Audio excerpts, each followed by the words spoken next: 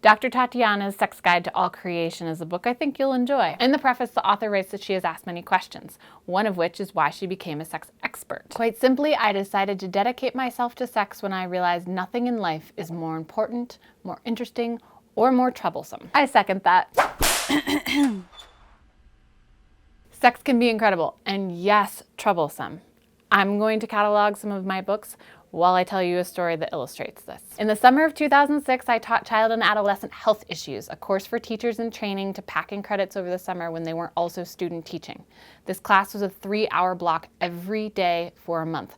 So we would take a break midway to move around, get a snack, and go to the bathroom. The classroom was organized in rows of tables with an aisle through the center that would allow me to walk to the front of the classroom on my way in and out of the room. One day I went to the bathroom like I usually did, but came back to the room and walked in front of the class with toilet paper in my pants. Did you notice the toilet paper? Were you wishing you could say something or wondering, what's up? I put the toilet paper there on purpose, just like I did for my students in class. I wandered around, my heart pounding, wondering in anticipation what their responses were going to be. They were silent. Nobody said, Lindsey, there's toilet paper in your pants. This is an example of the bystander effect, where in a situation where there is someone in need, the more people present, the less likely someone is to help. This is also referred to as diffusion of responsibility, the belief that somebody else will take care of it, that somebody else is going to let her know that she has food in her teeth, a booger hanging out, or a toilet paper tail. Here's what I want you to do.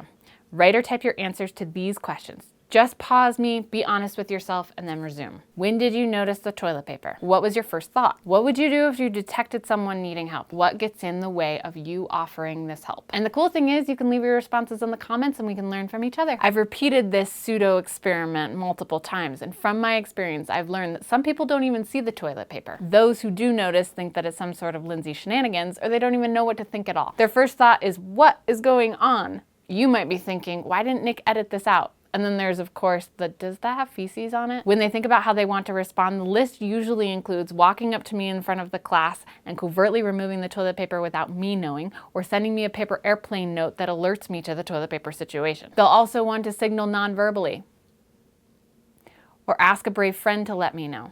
Sometimes they just leave it alone because it's not a big deal. For people who think about the question more broadly, someone needing help might be someone being abused, and in this case, they want to intervene. Most often people don't.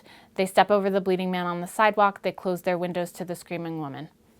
True life examples of bystander effect. These are huge barriers. Fear that I'm interfering, fear that I'm overreacting, or that I'll embarrass myself or someone else. Fear of getting involved. Fear of being ill-equipped to handle such situations, fear of retaliation, fear of the perpetrator. This is your call to be awesome. Don't be an idle bystander. Risk being embarrassing and obnoxious. Resist the sense that you're bothering the police or making a scene. Shout, hey you! Get your damn hands off her! Intervene, cautiously of course. In the words of Dr. Carrie Keating, the harm of saying something is really quite small when you stop to think about it, but we're so sensitive to embarrassment, to stepping out of line, to one another's privacy, that sometimes we don't step up when real action is called for. The real action can be anything that shows that you're with the victim.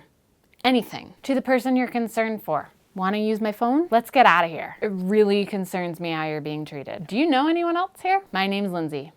I'm worried about you. Do you have toilet paper in your pants? Make a habit of busting the human tendency to be complacent. Simple formula. Feel it. That scrunch in your gut that tells you something is wrong, then stay with it. The bystander effect is going to try and swindle you out of this instinct. Think of 3 or more solutions and then pick the best one. Bystander intervention muscles. In the comments, I've left you some scenarios for you to try out as practice. Decide if you want to respond and how, then upvote the comments you really like. Intervene and stay curious.